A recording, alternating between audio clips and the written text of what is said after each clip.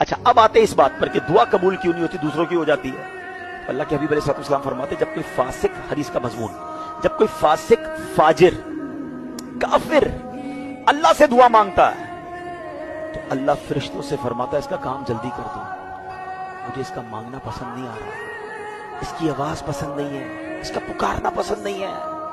और जब अल्लाह का प्यारा कोई दुआ मांगता है ना, अल्लाह फरिश्तों से कहता है, इसका काम ना करना, इसको और मांगने दो, मुझे इसका पुकारना पसंद आ रहा है, मुझे इसका मांगना पसंद आ रहा है। मैं आपसे एक सवाल करता हूं, खुदा की कसम, मुझे जो मांगू कुछ ना मिले, एक बार अल्लाह फरिश्तों से कह दे कि मेरे इस बंदे को मांगने दो, मुझे इसका मांगना पसंद आ रहा है, मेरी तो जिंदगी वसूल हो गई ना। मेरे मालिक को मेरा मांगना पसंद आ रहा है, और क्या चाहिए मुझे? तो प्लीज जल्दी ना मचाया करो, अगर देर हो रही है तो वो तुम्हारे लिए बेहतर है, वो तुम्हारे लिए तुम्हारे हक में अच्छा है, मगर दुआ से ना भागा करो, रच के दुआ किया करो, गिड़गिड़ा कर दुआ किया करो, और जिसको कहते हैं फोकस से मांगा करो।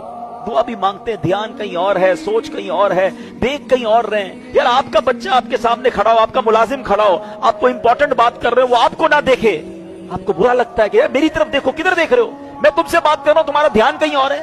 तुम्हारा बच्चा, तुम्हारा नौकर तुम्हारी तरफ तवज्जो ना दे, तुम्हें बुरा लगता है। तुम अल्लाह से मांग रहे हो, ध्यान